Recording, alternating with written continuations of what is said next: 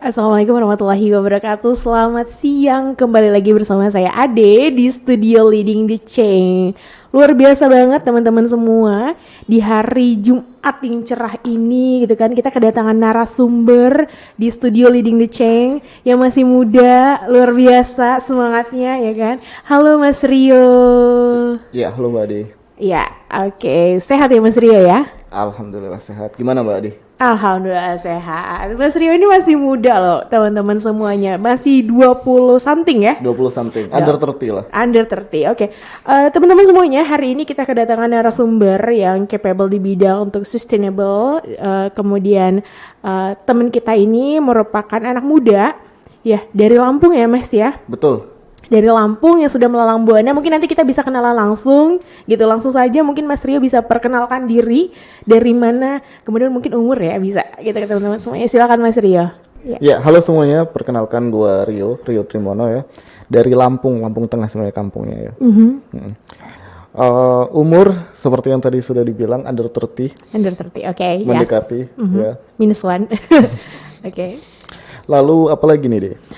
Mungkin background sekolahnya dari mana gitu. Bisa disebutkan. Baik. Dulu gue S1 di Geografi FMIPA UI. Oh wow, keren. Lulusnya udah lama ya, tahun 2015an kayaknya. Terus kemudian gue sempat kerja ya 3 tahun. Terus kemudian gue lanjut S2 di Amerika di University of Florida. Wow. Jurusannya Sustainable Development Practice. Sustainable Development Practice di Florida. Itu Yeah. apa tuh? Bisa Yeah. dijelasin nggak teman-teman mungkin? Ya baik, jadi ini tuh kayak semacam program untuk profesional, di mana kita dilatih untuk menjadi praktisi di pembangunan berkelanjutan. Nah, jadi kita belajar 4 elemen ya, yang itu social science, terus kemudian natural science, terus ada global health, sama yang terakhir tuh manajemen. Jadi kita fokus ke skill-skill yang berkaitan dengan dengan pembangunan berkelanjutan, misalnya dengan project management, dengan monitoring evaluation, theory of change, dan sebagainya gitu. Oke, menarik nih. Berarti dari semua ini keling dalam gimana pembangunan itu lingkungan gitu ya? Betul. Jadi gimana caranya ada dampak positif ini dari setiap aktivitas yang berkaitan dengan pembangunan, baik terkait pembangunan lingkungan, pembangunan kesehatan, pembangunan sumber daya manusia, pembangunan industri, dan juga kebijakan kayak gitu. Oh, oke. Berarti di sini sustainable dalam arti luas ya, Betul. berkelanjutannya dalam arti luas gitu. Tapi ya ini untuk lebih ke bagaimana masyarakat itu hidup dengan normal dan seimbang, tapi tetap berkelanjutan, intinya kayak gitu lah ya. Intinya adalah gimana caranya pembangunan sekarang itu nggak mengorbankan kesempatan generasi mendatang untuk menerima manfaat dari lingkungan gitu. Jadi misalnya gimana caranya, misalnya kalau kita ngebangun fasilitas di dekat sungai atau apa, generasi berikutnya itu nggak kehilangan tuh manfaat dari sungainya, keindahan sungainya, terus kemudian manfaat kualitas air sungainya seperti itu. Wah, keren banget ya. Maksudnya tadi gini loh, sorry Mas Rio. Mas Rio ini dari tadi Lampung Tengah ya? Betul. Kok bisa tiba-tiba tuh ujuk-ujuk ke Florida gitu ya? Itu tuh gimana? Ini ya, mungkin bisa diceritakan secara singkat. Jadi dulu kan saya kerja tuh, kerja di sekitar Taman Nasional dengan suatu perusahaan lokal gitu. Kita melakukan pemberdayaan petani kakao di sana. Nah, ketika setelah bekerja beberapa tahun ini saya merasa ada stuck dari sisi skill gitu. Jadi saya pengen harus upgrade diri nih. Gimana caranya saya terus belajar, dan saya berpikir saya perlu S2 seperti itu. Nah, kebetulan waktu itu saya coba untuk apply beasiswa Fulbright. Waktu itu beasiswa pertama yang saya coba, dan alhamdulillah langsung dapat tawaran wawancara, terus lolos akhirnya. Waktu itu saya daftar ke 5 kampus berbeda, terus dapat di University of Florida. Berangkat deh tahun 2018. Wah, keren banget itu. Berarti itu mungkin nanti kita ada sesi sendiri nih kayak ya, ngomongin soal beasiswa, ngomongin soal gimana untuk anak muda tuh bisa challenge ke luar negeri, tapi dari beasiswa itu sendiri itu bisa ya. Nanti teman-teman kita tunggu ada segmen sendiri mungkin ya. Kalau sekarang kita ngebahas tadi soal karyo tentang berhubungan dengan sustainable gitu ya. Nah, berarti ini penelitian karyo tentang apa nih? Jadi waktu itu saya mencoba untuk meneliti mengenai program-program pembangunan, salah satunya programnya USAID. Jadi itu semacam aid dari Amerika untuk negara-negara berkembang. Nah, saya waktu itu penelitiannya di Nepal untuk melakukan monitoring dan evaluasi 2 program inovasinya USAID. Yang pertama yaitu pembuatan aplikasi Android yang dapat digunakan oleh peternak susu untuk membuat ration pakan ternak sendiri yang berdasarkan dua hal, yaitu dia seimbang secara nutrisi ternaknya, terus yang kedua itu dia memanfaatkan sumber-sumber alam yang tersedia di sekitarnya gitu. Sehingga muncul salah satunya kesadaran gitu bahwa ternyata pakan itu bisa yang bagus, pakan ternak yang bagus bisa dibuat sendiri tanpa ketergantungan terhadap pakan pabrikan. Sehingga ada mereka jadi terdorong untuk memanfaatkan sumber-sumber lingkungan seperti ya rumput-rumput di daunan yang dia itu secara nutrisi tinggi seperti itu. Terus yang kedua itu inovasi untuk mendeteksi secara awal adanya penyakit mastitis di sapi seperti itu. Oh, apa kalau di Indonesia mastitis ya? Mastitis, benar-benar. Jadi kalau teman-teman dengar mastitis itu agak masih ini, Mas Rio. Itu keren banget sih. Jadi di sini kita tadi dari Florida kemudian ke Nepal gitu, itu keren banget. Maksudnya saya ini kan di bagian Asia bagian mana nih? Bagian Southern ya? Iya, Asia bagian selatan. Iya, bagian selatan itu, dan itu kan di mana culture masyarakat itu sangat bertabrakan banget ya. Maksudnya bukan bertabrakan, berbeda gitu ya dengan masyarakat di Indonesia gitu. Nah, di situ mungkin Mas Rio bisa nggak sih ngejelasin gitu gimana culture masyarakat yang paling menarik gitu selama ada di Nepal. Nah, di Nepal ini kan mereka hidup berdampingan ya sama alam seperti itu kan. Dan mereka ini kan memang cukup religius, Hindu dan juga Buddha kan. Itu tempat lahirnya Buddha kan di sana ya, di Nepal seperti itu. Sehingga mereka tuh sangat menghargai mengenai kelestarian alam karena apalagi zonanya itu kan dibagi jadi 3 mereka itu. Zona Tire itu yang panas, terus datar, di situ banyak kegiatan pertanian, terus ada yang berbukit-bukit, terus kemudian ada yang pegunungan, salah satunya Himalaya sama Everest seperti itu kan. Nah, biasanya yang udah hilly sama mountain ini kan sumber dayanya terbatas ya, sehingga mereka itu memiliki keterbatasan dalam artian musim itu kadang nggak bisa untuk misalnya bercocok tanam atau misalnya untuk merumput, sehingga mereka itu gimana caranya nih tetap ada tetap ada yang bisa dihasilin dari alam seperti itu kan. Nah, terus yang kedua kan norma ya, jadi masyarakat di sana itu menganggap norma berbuat baik dan juga memaafkan itu istilahnya udah hal yang harus dilakukan oleh setiap orang, sehingga misalnya ketika melakukan hal kecil atau kesalahan kecil gitu, kita tuh nggak perlu berharap mengucapkan terima kasih atau minta maaf gitu. Jadi misalnya ada orang bawain kita makan atau minum, kan kita refleks bilang terima kasih gitu ya. Cuma kayak bagi mereka itu nggak perlu gitu, karena udah normanya kita untuk berbuat baik kayak gitu. Berarti di situ ada norma yang dipegang, yang berbeda adalah mereka sudah terbiasa dengan itu makasih, itu maaf. Jadi kayak memang perlu diucapkan gitu. Karena kita harus sudah berbuat baik dan juga memaafkan. Keren banget. Itu tanpa memberi, tanpa ini kan mengharap kembali kan ya. Betul. Keren banget nih. Jadi kalau misalnya tadi dari kuliah dia sustainable, terus apa kalau sama pekerjaan apakah real ya? Sekarang di mana nih? Sekarang saya bekerja di salah satu perusahaan teknologi ya yang melakukan pengumpulan data dan pemetaan. Wah, keren. Jadi pemetaan tanah perkebunan. Itu di Indonesia atau base-nya di? Perusahaannya asing, base di Belanda, cuma kita operasionalnya di beberapa negara, salah satunya di Indonesia. Gitu. Oke, keren. Karyo di sini sebagai apa nih jabatannya? Kalau boleh tahu ya teman-teman. Saya sebagai koordinator nasionalnya, jadi jadi saya punya tim di Indonesianya, tapi juga saya terlibat untuk beberapa proyek yang dikelola sama HQ ya, sama kantor di Belandanya gitu. Oke. Berarti levelnya level presiden ya?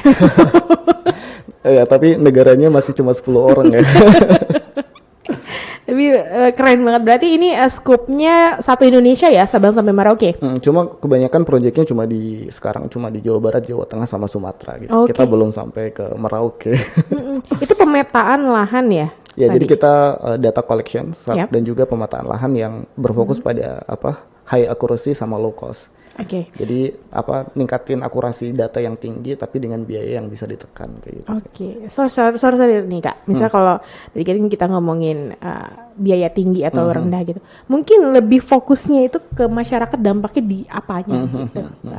Baik, bagi masyarakat kan kita bicara misalnya petani gitu kan. Kadang tuh mereka belum punya data yang tepat lah mengenai kebun mereka. Sesimpel misalnya luas tanah mereka berapa sih, terus kemudian produksi mereka itu udah optimal atau belum seperti itu kan. Nah, data-data seperti ini itu dibutuhkan misalnya untuk perusahaan-perusahaan yang ingin ada program CSR ke petani misalnya, atau NGO yang ingin mengadakan program livelihood dengan mereka seperti itu, atau petaninya gitu ketika mereka misalnya ingin mendapatkan sertifikasi produk mereka, misalnya produk mereka itu tidak merambah hutan, tidak ada tidak mendukung deforestasi atau berkelanjutan seperti itu kan. Nah, jadi salah satu dampaknya itu kita merupakan bagian dari sistem yang mencoba untuk meningkatkan keberlanjutan dari kegiatan pertanian masyarakat itu dan juga meningkatkan pendapatan mereka seperti itu.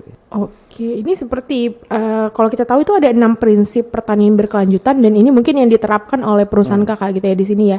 Jadi dari pemetaan yang jelas, kemudian bagaimana mereka ituin maksudnya Jadi, di kebunnya itu. Kan sekarang itu traceability penting ya. Yes, Jadi traceability. bahkan Uni Eropa itu sekarang memberlakukan kebijakan di mana bahan-bahan pertanian itu harus bisa ditelusuri gitu sampai ke bawahnya, sampai siapa petaninya, lahannya di mana, terus itu lahannya itu di hutan atau enggak gitu, dia nyebabin kerusakan hutan atau deforestasi atau enggak seperti itu kan. Nah, sekarang itu ada kita masuk ke dalam gerakan tersebut. Nah, gimana caranya nih petani-petani Indonesia kita ini dilengkapi oleh data gitu untuk memastikan bahwa kita itu comply dengan kebutuhan mengenai ekspor impor seperti itu. Betul. Kalau saya dengar kan ini mungkin kalau di Indonesia itu lebih tepatnya program pemerintah itu di indeks geografis ya. Jadi itu traceability kalau di program pemerintah tuh di indeks geografis gitu. Berarti ini kolaborasi gitu ya dengan pemerintah atau sinergi aja gitu. Ini sinergi sih. Sinergi ya. Tapi ya pemerintah juga kan mereka ada semacam program dan juga gerakan juga gitu. Salah satunya pendataan gitu. Pemerintah kan juga terkadang mereka butuh data nih, berapa sih petaninya, kebunnya di mana, luasnya berapa gitu kan. Seperti itu. Wah, keren banget nih. Berarti sebagai pemantik gitu ya. Jadi menyiapkan data dasar untuk teman-teman yang ingin misalnya melakukan atau melihat suatu potensi di daerah gitu ya Kak ya. Wah, keren banget. Nah, kalau misalnya gini kalau menurut Kak Rio sendiri nih, tadi kan kita ngomongin soal sustainable lah, lingkungan. Nah, gimana kita sebagai anak muda khususnya gitu untuk menjaga lingkungan kita gitu, atau menjaga bumi gitu? Menurut Kak Rio gimana? Ya, yang pasti terkait kesadaran mengenai lingkungan kita bisa terapin dalam kehidupan sehari-hari ya. Sesimpel misalnya buang sampah pada tempatnya, terus kemudian hemat energi, terus kemudian mengurangi penggunaan plastik dan sebagainya gitu.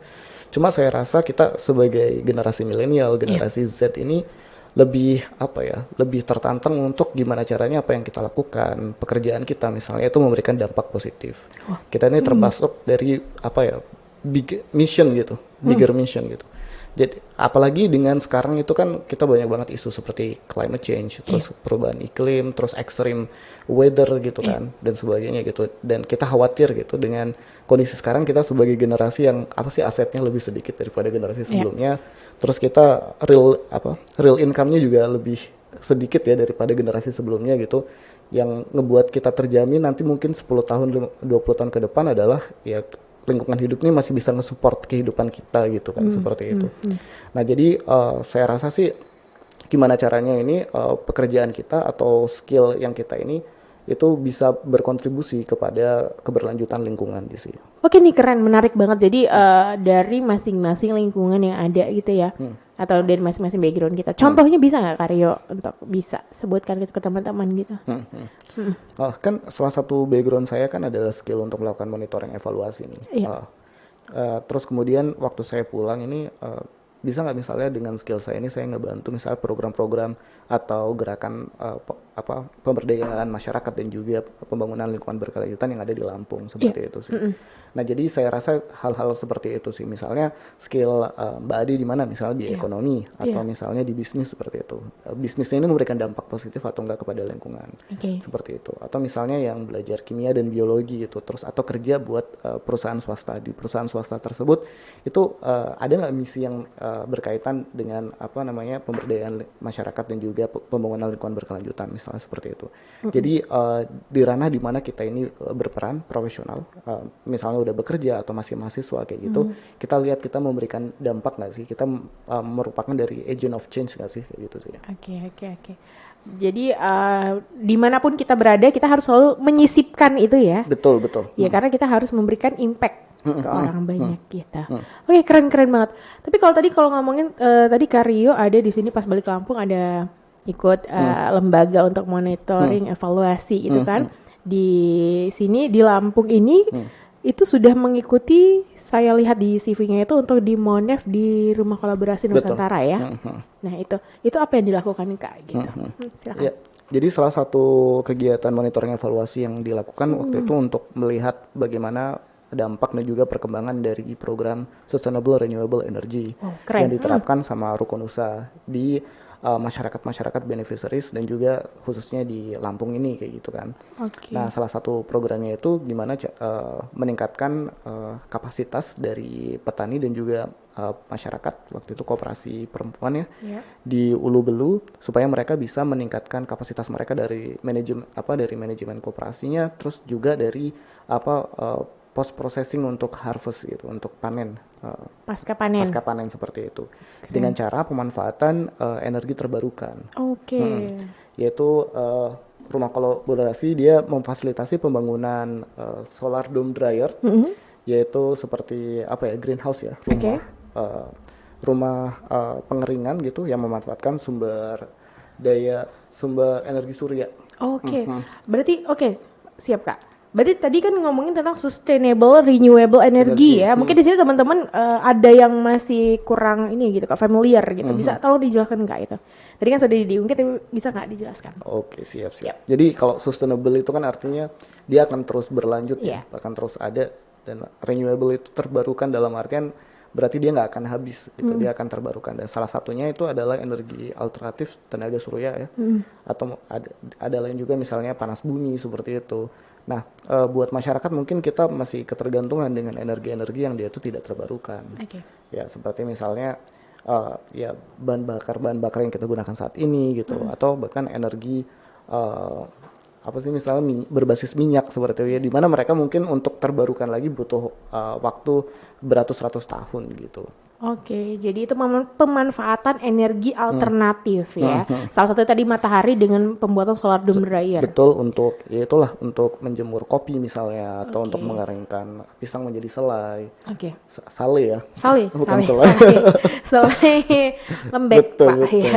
Tapi kalau misalnya itu mungkin tergantung daerah juga ya. Katanya kalau misalnya di daerah Ulu Bulu tadi saya sempat mencari info. Memang di daerah sana itu sering turun hujan dengan intensitas hujan yang tinggi dan butuh memang pengeringan kopi lebih lama gitu. Tapi dengan adanya solar dome dryer ini tadi bisa lebih mempersingkat atau bagaimana? Betul. Jadi bukan yang pertama konsistensi dalam proses pengeringan, dalam artian dia akan nge-trap temperatur di dalamnya sehingga stabil gitu, dan juga dia kan melindungi dari hujan ya, karena dia dome kan, sehingga tidak kerepotan nanti udah menjemur terus kemudian mendung terus hujan langsung diambil gitu. Jadi dia ngejaga kelembapan terus juga kualitas pemrosesan pasca panennya seperti itu. Wow, keren banget gitu ya. Jadi di sini ada peningkatan kapasitas untuk pasca panen juga tadi ya. Jadi mungkin yang tadinya lama bisa jadi cepat. Terus katanya value dari produk yang dihasilkan itu jadi bisa seragam kualitasnya. Ya, menjaga kualitas dan juga meningkatkan kualitas lah ya, seperti itu. Cuma di samping itu ya Mbak Adi ya, jadi mungkin kan dari sisi kapasitas hidupnya masih terbatas lah ya, karena kan panennya jauh lebih besar seperti itu kan. Tapi setidaknya harapannya dengan adanya fasilitas ini gitu, ini jadi ibaratnya jadi model dan juga jadi pemicu untuk trigger ya, jadi trigger untuk ningkatin kesadaran masyarakat ya, awareness mengenai adanya sumber energi alternatif yang bisa dimanfaatkan, yang juga bisa membantu peningkatan kualitas dan juga produksi misalnya kayak gitu. Nah, apalagi di sana kan ini dekat dengan sumber pengusahaan energi ini panas bumi ya. Oke, iya betul. Dan salah satu upayanya Rukun Usaha adalah juga mendorong adanya kebijakan pemanfaatan langsung panas bumi bagi masyarakat gitu. Jadi tidak hanya digunakan oleh perusahaan negara atau oleh entitas tertentu, tapi masyarakat ini yang tinggal di sekitar situ nih, di sekitar Ulu Belu itu bisa nggak memanfaatkan itu sebagai energi yang digunakan untuk meningkatkan kualitas pasca panen misalnya, untuk penjemuran dan sebagainya. Nah, harapannya dengan adanya dome ini nih jadi sarana belajar gitu buat semuanya, seperti itu sih. Oke, keren banget. Ini kalau tadi ngomongin soal kalau panas bumi yang ada di daerah Ulu Belu ya. Dan itu kan ada satu perusahaan besar yang kita tahu ya, itu di situ pemanfaatan. Nah, ada satu lagi saya baca kemarin di CV-nya itu di Suwoh ya. Kalau di Suwoh itu sendiri saya lihat, kalau saya hanya tahu nih sebagai orang awam kan tempat wisata ya, gitu. Itu gimana menurut Mas Rio nih? Benar ya, di sana indah banget ya Suwoh. Ya. Di sana indah banget, tapi mau nggak mau kan ini akan ada pergesekan ya, karena ada pemukiman, terus masyarakat selalu meningkat jumlahnya, terus kebutuhan terhadap lahan juga meningkat. Di sisi lain juga mungkin alam juga meregenerasi diri mereka tidak secepat pertumbuhan populasi seperti itu kan, sehingga di sana itu ada human elephant conflict seperti itu. Jadi kadang itu ada gajah-gajah yang dia tuh keluar dari rute perjalanan biasanya, sehingga dia masuk ke area permukiman, masuk ke kebun seperti itu, terus ya merusak kebun, atau bahkan jika ada manusia di sana bisa jatuh korban seperti itu. Nah, salah satu upaya yang dilakukan Ruko ini meningkatkan kapasitas ranger-ranger di lokal ya, untuk membantu gimana sih menggiring gajah ini atau memblokade gajah ini supaya mereka ini dampak terhadap konflik ke masyarakatnya tidak terlalu besar dan kerugian dari sisi finansialnya tidak terlalu besar seperti itu. Tapi tidak hanya menggiring gajah ya, tapi juga memberikan edukasi ke masyarakat tentunya. Iya, betul banget seperti itu. Sehingga kan biasanya masyarakat mungkin menganggap gajah itu yang salah gitu, yang hama gitu, ya, yang mengganggu gitu. Nah, dengan adanya ini mereka juga meningkatin loh bahwa sebenarnya gajah duluan mungkin yang di sana gitu kan. Terus kita istilahnya pendatang di situ, sehingga harusnya lebih taat terhadap misalnya peraturan pemerintah mana yang udah termasuk lahan permukiman dan mana yang sudah masuk ke kawasan seperti itu kan. Mungkin harus lebih taat mengenai itu, lebih aware bahwa kalau misalnya kebun saya di dekat batas dengan kawasan berarti ada risiko itu gitu kan, sehingga harapannya masyarakat tidak lebih hostile ke gajah tersebut, dan gajahnya juga lebih bisa dimonitor gitu, sehingga tidak melakukan agresi ke masyarakat di sekitarnya. Wow, keren banget ya. Jadi kalau kita yang hidupnya mungkin di sini tenang-tenang aja gitu kan, hanya kerja, pulang kena macet. Tapi ternyata masih banyak daerah di sana yang itu konflik itu bukan hanya dengan manusia atau dengan pekerjaan, tapi malah dengan satwa ya yang ada gitu. Ini gajah loh deh, kalau di Nepal bisa sama harimau gitu. Harimau, Nepal. Oke, ini kayaknya menarik banget kalau misalnya kita ngomongin konflik antara manusia dan juga satwa. Tapi mungkin nanti kita punya ada segmen tersendiri ya Kak ya. Mungkin kita nanti ada teman-teman, mungkin kita nanti ada episode tersendiri untuk kita ngomongin mengenai bagaimana hidup dengan berdampingan dengan alam, dengan satwa gitu ya. Ini keren banget. Kak Rio masih muda. Kalau tadi saya lihat itu tadi awalnya dia geografi, kemudian lebih ke sustainable kehidupan kayak gitu, kemudian pekerjaannya pemetaan. Nah, dan juga dia bisa bagaimana berdampak di masyarakat ya pekerjaannya gitu. Nah ini semuanya keling, semuanya sebenarnya keling ya Kak ya? Keling, betul. Oh iya, dan ini Kak Rio masih muda, dan teman-teman juga ada ya yang betul join banget. di sini. Yang bareng-bareng sama saya juga banyak yang anak-anak muda ya di Rukun Usaha, kemudian di komunal gitu. Yang memang mereka concern dan meningkatin kapasitas di bidang ini gitu. Wow, keren banget gitu. Makanya teman-teman jarang gitu loh. Misalnya kalau anak muda itu untuk yang terjun ataupun passion untuk ke lingkungan itu memang harus dibangun dan ya lebih dipaksakan. Tapi kalau misalnya kita udah mencintai itu pastinya bakal all out ya Kak ya. Sebenarnya saya nggak pengen maksain ya, sebenarnya kan balik ke diri sendiri ya pada akhirnya. Cuma sayang aja nggak sih? Artinya di zaman sekarang gitu sebagai anak muda ini istilahnya jangan sampai kita apatis gitu sih. Keren banget obrolan kita yang singkat siang ini. Mungkin teman-teman semua nanti akan ada segmen khusus tadi yang saya menjelaskan tentang gimana sih Kak Rio gitu untuk lebih dalamnya lagi gitu kan, kita ingin mengenal lebih dekat gitu kan. Kemudian tadi membahas tentang satwa juga dan konflik dengan manusia, itu nanti kita ada segmen tersendiri ya Kak ya. Mungkin teman-teman nanti akan kita lanjutkan lagi ya di segmen selanjutnya atau di episode episode selanjutnya. Mungkin Kak Rio bisa nih ngasih closing statement sebelum kita close podcast kita untuk siang ini. Silakan. Ya baik, ya buat teman-teman apapun yang sedang dikerjakan sekarang, mahasiswa atau sudah bekerja gitu, mari kita bareng-bareng sih cari kesempatan untuk meningkatin professional development kita di sektor pembangunan berkelanjutan. Nah, kita bisa terlibat dengan berbagai kesempatan yang ada, dengan terus belajar, dan harapannya dengan ini kita bisa berkontribusi nih bagi lingkungan kita, seperti itu sih paling. Oh, keren banget, keren. Maksudnya bisa menjadi trigger ke anak muda sendiri nih gitu kan ya. Kita anak muda aja, Karyo aja bisa gitu. Maksudnya yang lain harus juga dong Betul. tentunya. Ya keren banget. Terima kasih banget Karyo sudah datang siang ini, luar biasa, yang selalu semangat ya. Iya, semoga nanti kita bisa bertemu lagi dengan teman-teman semuanya, tentunya dengan pembahasan yang lebih menarik. Oke, teman-teman semuanya, terima kasih, dan saya Ade Fitria dan narasumber kita Rio Trimono. Iya, mohon undur diri dari Studio Leading the Change. Terima kasih dan bye-bye.